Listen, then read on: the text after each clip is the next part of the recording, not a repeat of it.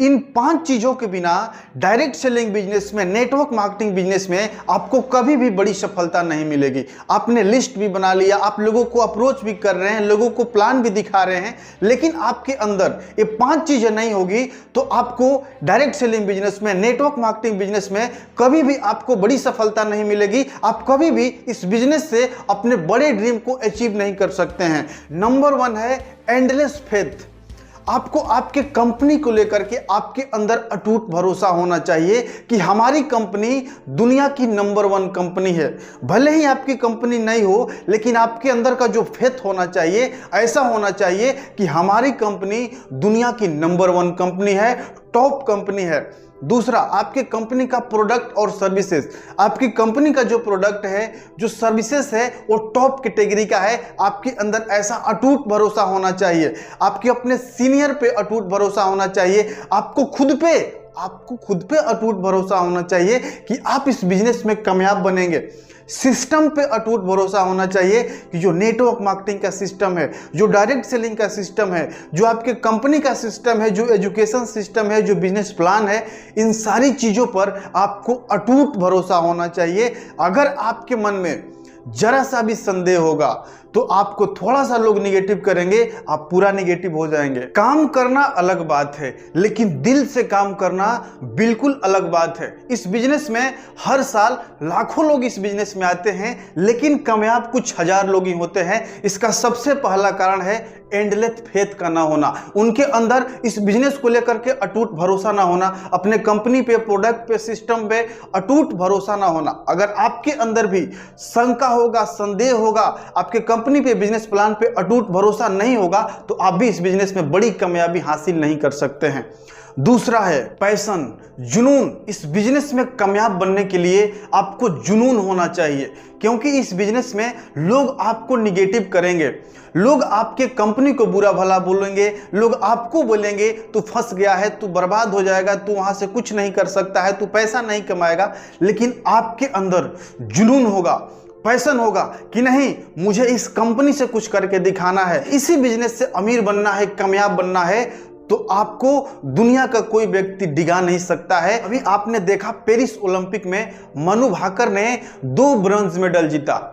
उन्होंने क्या किया? उनका पैशन था, जुनून था। उनके घर वालों ने भी रोका होगा, उनके पड़ोसियों ने भी रोका होगा, अरे यार तू क्या शूटिंग करेगी, लेकिन उन लोगों की बातों को नहीं सुना। उनके अंदर पैशन था, जुनून था, जज्बा था कि मुझे शूटिंग में ही मेडल लेकर के आना है। और उन्होंने भारत में शूटिंग में किसी ने भी अब एक ही ओलंपिक में 2 मेडल नहीं जीता था, मनु भाकर ने वो करके दिखाया। तीसरा है एबिलिटी टू हैंडल रिजेक्शन। ये बिजनेस रिजेक्शन का धंधा है। जब आप लोगों को अप्रोच करेंगे तब भी आपको रिजेक्शन मिलेगा, जब लोग आपके साथ ज्वाइन हो जाएंगे तब भी आपको रिजेक्शन मिलेगा। उनके पड़ोसियों से, उनके घर वालों से, उनके दोस्तों से, जगह जगह पे आपको रिजेक्शन मिलता जाएगा। आपके अंदर रिजेक्शन झेलने की क्षमता होनी चाहिए। इस व्यक्ति के अंदर रिजेक्शन को हैंडल करने की एबिलिटी होती है। जो व्यक्ति स्ट्रोंग होता है वो साम्राज्य खड़ा करता है। ओयो रूम्स के फाउंडर रितेश अग्रवाल को अपने धंधे को एस्टेब्लिश करने के लिए फंडिंग की आवश्यकता थी। वो इन्वेस्टर के पास गए, पहली बार में उसको मना कर दिया, दूसरी बार में उसको मना कर दिया, 38वीं बार तक वो उसका फॉलो अप करते रहे, उस इन्वेस्टर से मिलते रहे। 38वीं बार में इनके जुनून को देखते हुए, उनके जज्बा को देखते हुए उन्होंने 38वीं बार में उनको फंडिंग दिया था। और आज ओयो रूम्स दुनिया का एक टॉप 10 में आने वाला होटल चेन है। मैकडोनाल्ड कंपनी के मालिक जब उन्होंने पहली बार फ्रेंचाइजी शब्द को इंट्रोड्यूस किया और मैकडोनाल्ड का लोगों को फ्रेंचाइजी देने के लिए बोला, तो लोगों को उस वक्त फ्रेंचाइजी शब्द का मतलब नहीं पता था कि अरे यार हम इसका फ्रेंचाइजी लेंगे, ये मुझसे पैसे मांग रहा है और बोल रहा है कि मेरा फ्रेंचाइजी लो, हम अपना खुद का दुकान डालेंगे, हम अपना खुद का कंपनी डाल लेंगे, हम अपना खुद का स्टॉल लगा लेंगे, इसको देख करके इसकी फ्रेंचाइजी क्यों लेंगे? क्योंकि उस समय फ्रेंचाइजी शब्द नया नया था। उन्होंने 1000 लोगों को अप्रोच किया, उसमें से 1 लोगों ने उनका फ्रेंचाइजी लिया। और आज अगर आपको मैकडोनाल्ड का फ्रेंचाइजी लेना होगा तो आपके पास करोड़ों रुपए होने चाहिए, आपके पास मैन पावर खुद को लगाना पड़ेगा, उसके प्रोसीजर को फॉलो करना पड़ेगा। और हो सकता है कि आपको सब कुछ रहने के बावजूद आपको मैकडोनाल्ड का फ्रेंचाइजी ना मिले, क्योंकि इसका कंपटीशन बहुत बढ़ चुका है। जो व्यक्ति इस बिजनेस में अधिक से अधिक रिजेक्शन को झेल सकता है, वो व्यक्ति उतनी ही अधिक ऊंचाइयों तक जाएगा, उतनी ही अधिक कामयाबी को हासिल करेगा। चौथा है रेडी फॉर वर्क। आपको काम करना पड़ेगा, लिस्ट बनाना पड़ेगा, लोगों को अप्रोच करना पड़ेगा, प्लान दिखाना पड़ेगा, सेल्स की क्लोजिंग करना पड़ेगा, फॉलो अप करना पड़ेगा, जो लोग जुड़ेंगे उनको ट्रेनिंग देना पड़ेगा। आप अगर इस बिजनेस में सोचेंगे हम आ गए और सोते सोते पैसा कमाएंगे, तो ऐसा पॉसिबल नहीं है। हाँ, आप 5 साल 10 साल दिल से मेहनत करके एक बड़ा स्ट्रॉन्ग नेटवर्क बिल्डअप कर लेते हैं तो आपको लेवरेज इनकम आएगा। आप काम नहीं करेंगे फिर भी आपको पैसा आएगा, लेकिन स्टार्टिंग में आपको दिल से जुनून से हर काम को करना होगा। अगर आप काम से आनाकानी करते हैं, आप लोगों से मिलने से हिचकिचाते हैं, लोगों को प्लान दिखने से हिचकिचाते हैं, आप डरते हैं, आपको शर्म आता है, आपको कामयाबी नहीं मिलेगी। पांचवा है कंसिस्टेंसी।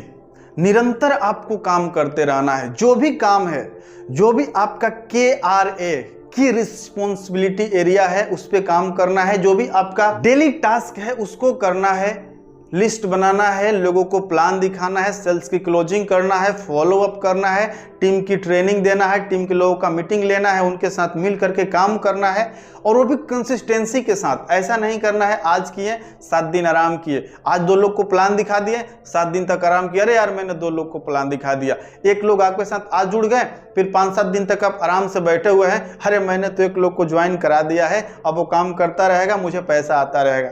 ऐसा नहीं करना है। Consistency is the key to success. निरंतर अगर आप मेहनत करेंगे तो इस बिजनेस में आपको सफलता मिलने के चांसेस ज्यादा हैं, और अगर आप रुक रुक के काम करेंगे तो आपको सफलता मिलने के चांसेस बिल्कुल कम है। छोटे थे, स्कूल में पढ़ रहे थे, उस समय कहानी थी भारद्वाज की।